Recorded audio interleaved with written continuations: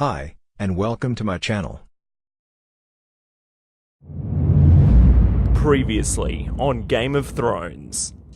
In a kind of Red Wedding 2.0, Arya disguised as Frey enlightens his men that the North never forgets. Bran returns to the North, where Jon is so concentrated on the White Walkers he forgets about Cersei, who meanwhile is also strategizing.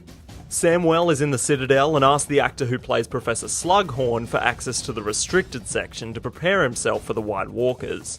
Ed Sheeran and his team invite Arya for dinner on her way to the North, where the Hound is forewarned of things to come. Samwell learns a few tricks for the White Walkers to pass on to Jon, and Daenerys, Tyrion and her dragons return home and start hatching a plan of her own. Shall we begin? Daenerys earns the loyalty of Varys, telling him to speak for the people she is trying to win over. The Red Woman is invited in, telling Daenerys she is part of a prophecy to bring dawn to the land. Daenerys then summons Jon Snow to bend the knee and fight alongside her, while Cersei warns her people of the dangers of the Mother of Dragons. We learn that Jorah Mormont's grayscale is not far off killing him, but Samwell performs a forbidden procedure to help cure him. And Cersei learns of a dragon's weakness. Jon Snow accepts Daenerys' invitation against his men's will, as he wants to make weapons against the White Walkers made of dragon glass, which is found on her land. Ellaria and friends are attacked by Euron's fleet, and they are captured on Cersei's command, leaving Theon reenacting the ending of Titanic. Jon Snow warns Daenerys that Cersei is not the enemy and they need to work together to fight the White Walkers, and Daenerys refuses to heed his warning. Cersei's prisoners are brought before her and she poisons Ellaria's daughter like Ellaria poisoned hers.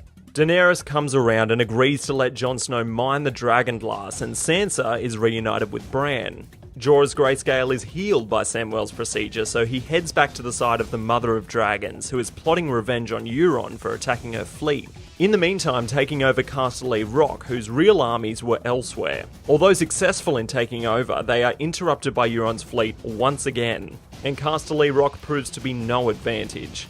After being overrun, Jaime poisons Olenna Tyrell, who whilst dying admits she was the one to kill Joffrey.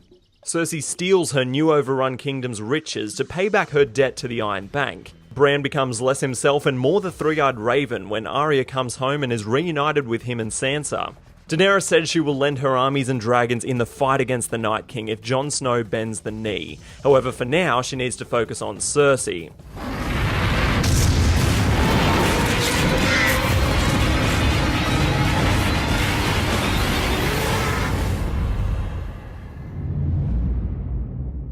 Daenerys shows mercy and gives Cersei's army a chance to bend the knee, killing those who refuse. Dracarys. Cersei learns that this may not be a battle they can win. Jon Snow shares a moment with Drogon and Daenerys is reunited with Mormont. Jon leaves to fetch a White Walker from beyond the wall to bring to Cersei to warn her, and Tyrion lets Jaime in on what's going on. Jaime then warns Cersei, who is now pregnant with their child. Samwell grows tired of the Maesters, takes the books he needs for defeating the army of the dead, and heads back north. Arya finds a scroll proving that Sansa can be manipulated by Cersei, which Sansa doesn't want to get out. In the north, Jon and the gang get their hands on a White Walker, however not without alerting the entire army. Jon sends for help, which arrives right on time, but not without sacrifice. Jon at last bends the knee, and the Night King pulls Viserion from the depths and converts him to a blue-eyed dragon.